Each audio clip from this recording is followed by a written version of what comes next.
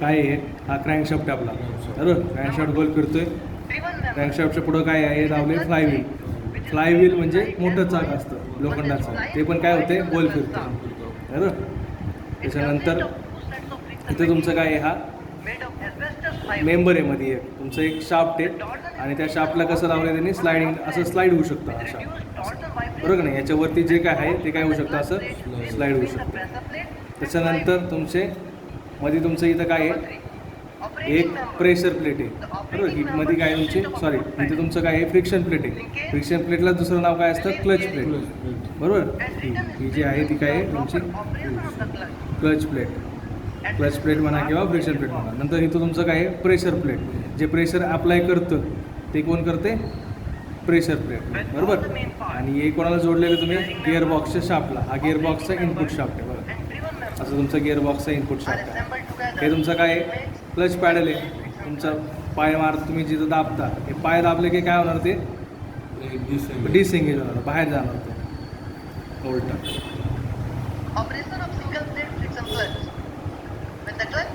यांनी पाय मारला की काय होते ते बघा, इथं गॅप दिसते का, गॅप तुमची काय होती, बाहेर जाते. त्याने पाय मारला की ते मागं जाते, दिसते गॅप आता. आणि सोडलं की काय होते, पुढं जाते. दाबलं की मागं, सोडलं की पुढं जाते. कशामुळे पुढे जाते ते, या कॉईल स्प्रिंगमुळे. इथं स्प्रिंग आहे ना, ही स्प्रिंग आहे ना, या स्प्रिंगमुळे आणि या स्प्रिंगमुळे ते काय होणार आहे, पुढं ढकललं जाणार. म्हणजे नॉर्मली ते कसं असतं, एकमेकांना कॉन्टॅक्टमध्येच असतं. त्याला आपल्याला त्यांचा कॉन्टॅक्ट तोडण्यासाठी काय करावं लागतं, पॅडलची फोर्स लावावी लागते. ही पॅडलची फोर्स लावली की फोर्स लागते या स्प्रिंग फोर्सच्या अगेन्स्ट, या स्प्रिंग फोर्सपेक्षा स्प्रिंग फोर्सच्या विरुद्ध, आणि मग काय होतं ते मागं जातं. समजलं.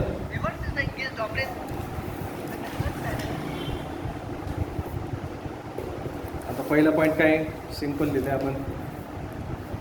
इट कन्सिस्ट, जे काही नावं दिसतात तुम्हाला त्याच्यामध्ये ते सगळे नाव लिहिले. याच्यामध्ये काय दिसते, फ्लायव्हील आहे. ऐका बघा, हे तुमचं नाव काय, फ्लायव्हील. त्याच्यानंतर काय, क्रँकशाफ्ट. त्याच्यानंतर काय, ही तुमची कोणती प्लेट आहे, फ्रिक्शन प्लेट मधली, किंवा त्याला दुसरं नाव काय आहे, क्लच प्लेट. त्याच्यानंतर त्याच्या दोन्ही भोवती काय आहे, फ्रिक्शन लाईनिंग आहे. फ्रिक्शन लाईनिंग म्हणजे कसं असतं, रबराचा पार्ट असतो बरोबर, त्याच्यामुळं घासलं जातं ते व्यवस्थित. नंतर तुमची कोणती प्लेट आहे, प्रेशर प्लेट आहे. नंतर तुमचं काय आहे, कॉईल स्प्रिंग आहे दोन्हीकडं. कॉईल स्प्रिंग म्हणा किंवा त्याला काय म्हणतात, क्लच स्प्रिंग पण म्हणतात, कॉईल स्प्रिंग किंवा क्लच स्प्रिंग. नंतर तुमचं इथं क्लच पॅडल आहे, इथं बिअरिंग आहे, आणि तुमचं कोणतं शाफ्ट आहे, गिअरबॉक्सचा इनपुट शाफ्ट आहे बरोबर. हे तुमचं काय आहे, स्प्लाईन आहे. स्प्लाईन म्हणजे काय असं, त्याला स्लॉट आहे पुढं मागं जाण्यासाठी. It consist flywheel, pressure plate, clutch plate. Clutch प्लेटला दुसरं नाव काय, friction plate with friction lining. Clutch pedal, ball bearing and clutch spring, तेच नाव लिहिले जे दिसतं ते. हा पॉईंट तर तुम्हाला आलाच पाहिजे बरोबर. It has only one clutch plate. याच्यामध्ये क्लच प्लेट किती आहे, एकच आहे, ही मधली बरोबर नाही. किती प्लेट आहे याच्यामध्ये, क्लच प्लेट एकच आहे. It has only one clutch plate mounted on hub. हबवरती ती लावली आहे. आपण म्हटलं ना, हे हब म्हणजे काय, इथं तुमचं असं स्लॉट आहेत त्याला असे बरोबर नाही, असे स्लॉट आहेत. त्याच्यामुळे काय होऊ शकतं, ते असं पुढं मागं जाऊ शकतं. Mounted on hub. Hub has a internal spline, म्हणजे त्याला अजून काय आहे, स्लॉट आहे. स्प्लाईन म्हणजे काय, स्लॉट बरोबर. Clutch plate is free to rotate on clutch shaft. Clutch plate जी आहे तुमची ती या शाफ्टवरती काय होऊ शकते, फ्रीली रोटेट होऊ शकते. Clutch plate is free to rotate on clutch shaft. तर हा शाफ्ट तुमचा कोणता आहे, क्लच शाफ्ट. किंवा नुसतं clutch plate is free to rotate लिहिलं तरी चालेल, हे लिहायची काही गरज नाही. Clutch plate is free to rotate on hub. आपण हबचं लिहितो ना, hub as a internal spline, clutch is free to rotate on hub. हबच म्हणा बरोबर. Flywheel is mounted on crankshaft. क्रँकशाफ्टच्या वरती काय लावलं आहे आपण, फ्लायव्हील लावलं आहे. And rotate as crankshaft rotate.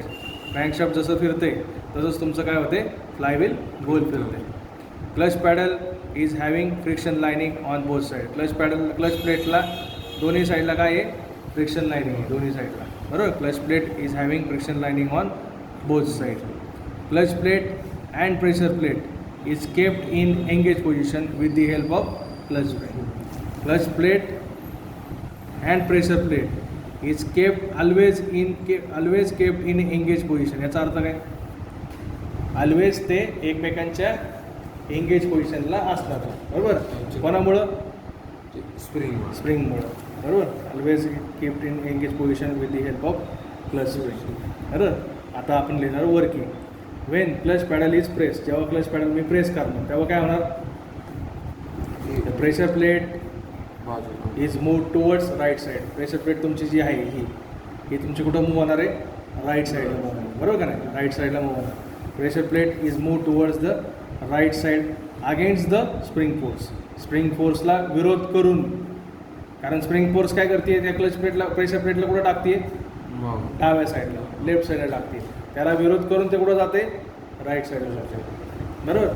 So the clutch plate and pressure plate gets disengage. त्याच्यामुळे काय होतं? प्रेशर प्लेट आणि क्लच प्लेट तुमची काय होती? डिसएंगेज होती.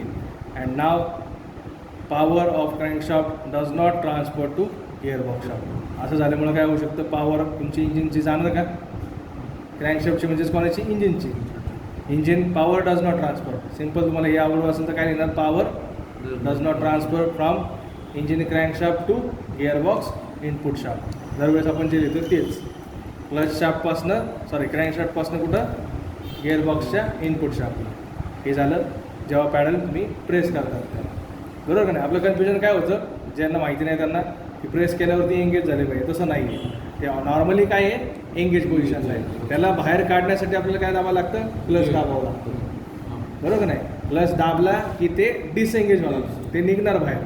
आणि क्लच सोडला की ते एंगेज होणार, कळलं? When clutch pedal is release, जेव्हा क्लच पॅडल आपण काय करणार आहे? सोडणार. रिलीज म्हणजे काय? सोडणार. तेव्हा काय होणार?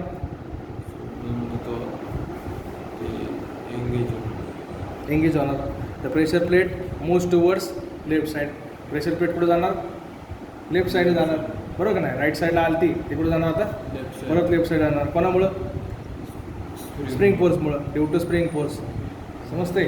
तुम्ही जे डोक्यात घेता तेच मी लिहिते बघा. Now so now clutch plate and pressure plate are is engage position with each other. मग अशा वेळेस काय असणार आहे? क्लच प्लेट आणि प्रेशर प्लेट तुमचं काय असणार आहे? एकमेकांना एंगेज असणार आहे. आणि त्याच्यामुळे काय होणार तुमचं? So now power and torque can transfer from engine crankshaft to gearbox input shaft. सोपं वर्किंग.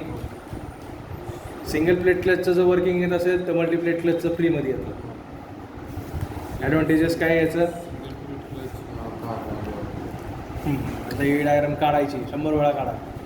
डायग्रामचीच प्रॅक्टिस करायची. पेपर येऊपर्यंत पेपरमध्ये एकच ठरवलं लक्षात ठेवायचं. पेपरमध्ये आपल्याला 20 डायग्राम काढायचे. मल्टी कुठं वापरतो? पेपरला तुम्हाला कोणता विचार? सिंगल प्लेट क्लच विचारलं. मल्टी कुठं वापरतो? मल्टी रेसिंग कारमध्ये वापरतात. जिथं तुम्हाला टॉर्क आणि स्पीड जास्त लागतो तिथं वापरतो आपण मल्टी प्लेट क्लच. रेसिंग कारमध्ये, हेवी व्हेकल्समध्ये तिथं आपण काय करतो? आपण मल्टी प्लेट क्लच वापरतो, बरोबर. जास्त करून रेसिंग कार्समध्ये. सिंगल प्लेट क्लच जुन्या काळी वापरायचे, आता नाही वापरत. किंवा जुने आपले जे टॅम्पो वगैरे आहेत त्याला आपण सिंगल प्लेट क्लच वापरतो. ॲडव्हान्टेजेस काय त्याचे? गिअर चेंजिंग त्याचं इझी आहे, सिम्पल डिझाईन आहे. डिसॲडव्हान्टेजेस काय? तुम्हाला जर जास्त पॅडल फोर्स लागते, म्हणजे तुम्हाला एकच आहे ना, इथं क्लच किती? एकच आहे. मग पॉवर ट्रान्सफर करण्यासाठी इथं तुम्हाला जी ताकद लागते ना क्लच दाबण्यासाठी, ती काय लागते? जास्त लागते. It cannot transfer higher torque. ते तुम्हाला जास्त टॉर्क पण ते काय ट्रान्सफर करू शकत नाही. हे झाले त्याचे डिसॲडव्हान्टेजेस. आता मल्टीप्लेट क्लच. मल्टीप्लेट क्लचचे जर तुम्हाला जर येत असेल, टाईम असेल भरपूर, तर हे पण काढायचं आणि हे पण काढायचं मुद्दाम. जर नसेल येत तर एवढंच काढा. आणि आता हे तुम्ही म्हणताल सर हे एकदम ॲक्युरेट काढायचं, काहीच गरज नाही. आपण काय मेन पार्ट दाखवायचे फक्त. इथं फ्लायव्हील दिसलं पाहिजे, इथं तुमचं काय दिसलं पाहिजे? हे फ्रिक्शन प्लेट दिसलं पाहिजे, क्लच प्लेट दिसलं पाहिजे, आणि इथं काय दिसलं पाहिजे? स्प्रिंग दिसली पाहिजे, इथं क्लच पॅड दिसलं पाहिजे. बाकी हे तुम्ही कसं पण काढा. हा शेप असा मग हे सरळ इथं हे जे दाखवले ते काही गरज नाही. तसं नाही ना चालत. इथं त्यांनी असं हे दाखवलं ना मल्टिपल दाखवलं ना, मल्टिपल फ्रिक्शन लाईनिंग आहे आणि मल्टिपल क्लच प्लेट आहे, ते दाखवलं पाहिजे.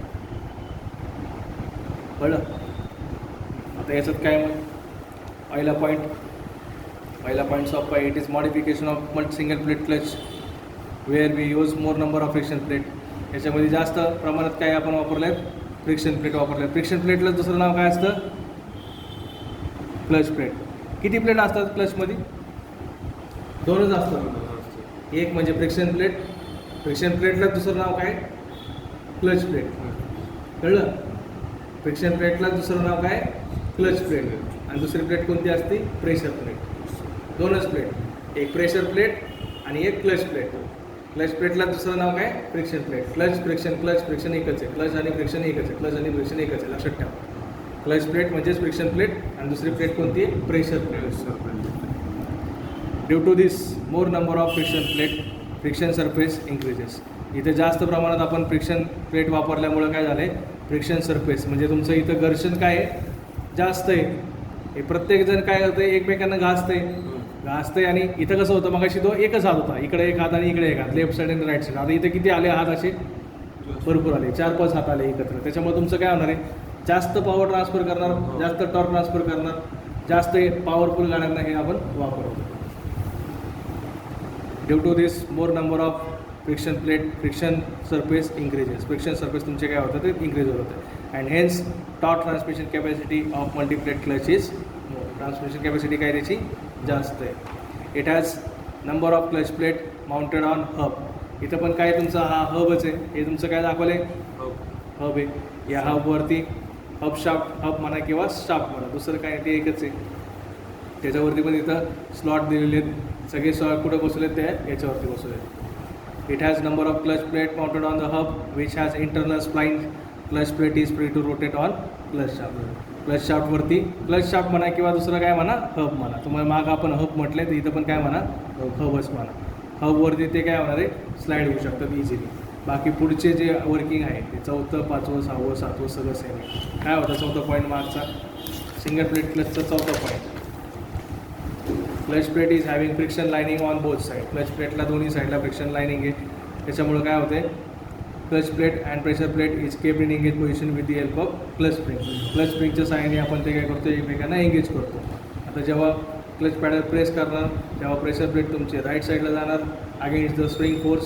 So the engine power does not transfer from engine to gearbox input shaft. आणि हा पॉईंट काय होता, when clutch pedal is released the pressure plate moves towards the left side and hence now power is transmitted from engine to gearbox input shaft. 4था, 5वा, 6वा हा तसंच तसा पूर्ण राहायचं. मागच्या साईडला काही चेंज नाही. 6वा 7वा नाही ना, 4था, 5वा, 6वा हे तिन्ही पॉईंट काय सेम आहे. म्हणजे मल्टीप्लेट क्लचमध्ये फक्त चेंज काय आहे, हे कन्स्ट्रक्शन चेंज आहे, बाकी वर्किंग तर काय सेमच आहे, बरोबर.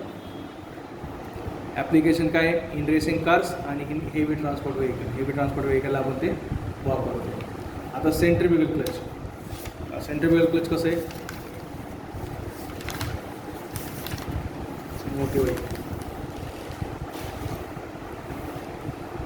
व्हिडिओ बघा. सेंट्रिफ्युगल क्लच काय करतं, सेंट्रिफ्युगल क्लच आपण कुठं वापरतो, नॉन गिअर गाड्या जे आपले स्कूटी जी असतात ना त्यांना काय असतं, त्यांना क्लच असतो का, नॉन गिअर गाड्यांना क्लच नसतो ना. मग गिअर कसं काही चेंज होतो, स्पीड कसं काही चेंज होतो ना स्पीड चेंज. जसं जसं आपण ॲक्सिलेटर करतो तसं तसं गाडीचं स्पीड काय होते, आपोआप वाढते. मग ते का तिथं आपण कोणता वापरतो, क्लच, सेंट्रिफ्युगल क्लच वापरतो.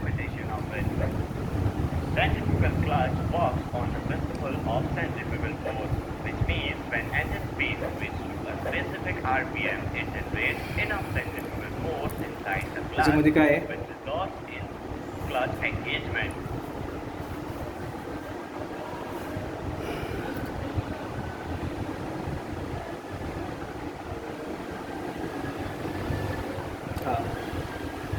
हा तुमचा ड्रायव्हिंग शाफ्ट. ड्रायव्हिंग शाफ्ट म्हणजेच तुमचा कोणता शाफ्ट आला, क्रँक शाफ्ट.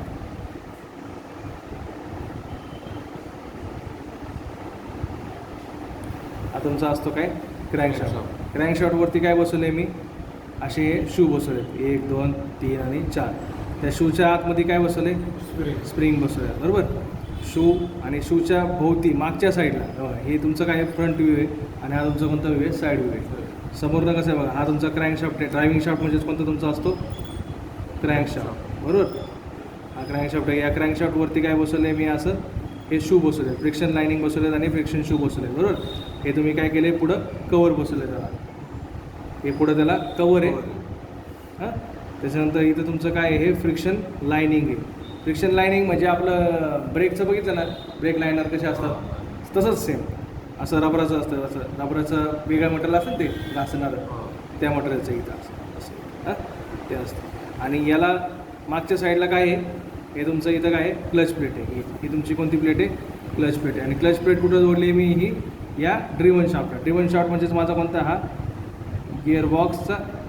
गिअरबॉक्स तर याच्यात नसतं, याच्यामुळे ड्रिव्हन शाफ्ट म्हणजेच कोणता, डायरेक्ट इथं आले व्हील आले. काय आलं याच्या पुढं, काय डायरेक्ट व्हील. कारण आपल्याला नॉन गिअर गाड्यांना गिअर पण नसतो आणि क्लच पण नसतो. डायरेक्ट काय होते, इंजिनची पॉवर क्रँकशाफ्ट घेते, क्रँकशाफ्टमध्ये त्यांना आपण काय बसवलं, फ्रिक्शन लाईनिंग बसवलेत आणि ते कुठं जोडली आपण, डायरेक्ट व्हीलला जोडली. आता जेव्हा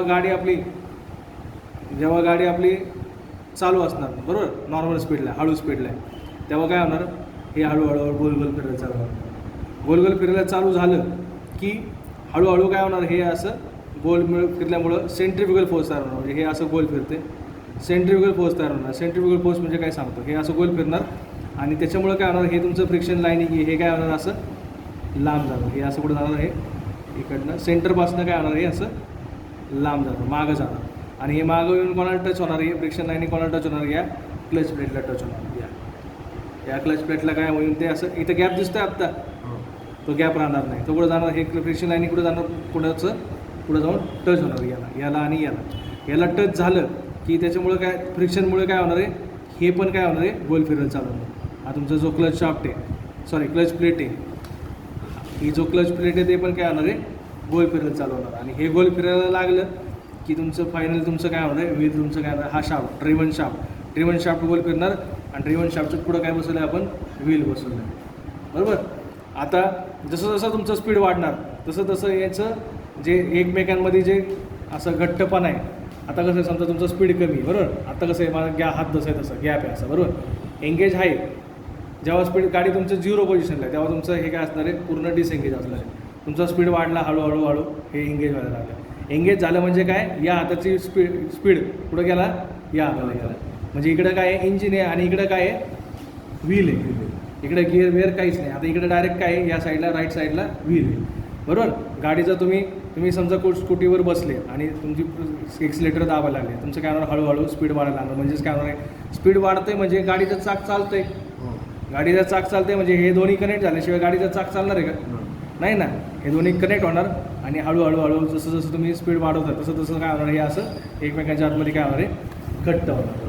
जितकं तुम्ही स्पीड वाढवणार तितकं जास्त काय होणार, हे एकमेकांच्या मध्ये घट्ट होणार, बरोबर असं.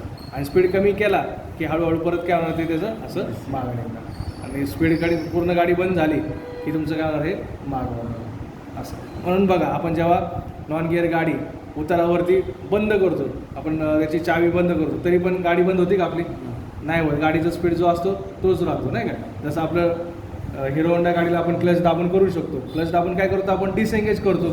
या दोघांना काय करतो, डिसएंगेज करतो, बरोबर का नाही.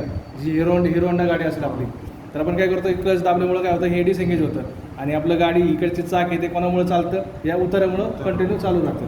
पण तसं या नॉन गिअर गाड्यांना करता येत नाही, कारण याच्यामध्ये हे डिसएंगेज करायला क्लचच नाही आहे, बरोबर का नाही. याला डिसएंगेज करण्यासाठी क्लचच नाही आहे. तुम्ही जरी इंजिन जरी बंद केलं इकडचं, तरी पण हे गोल फिरत राहणार आणि याची पॉवर इकडे जात राहणार, कारण तुमचा क्लच जो आहे तो तुमचा अशा पोझिशनला गेलेला नाही आहे, असं याचं कारण.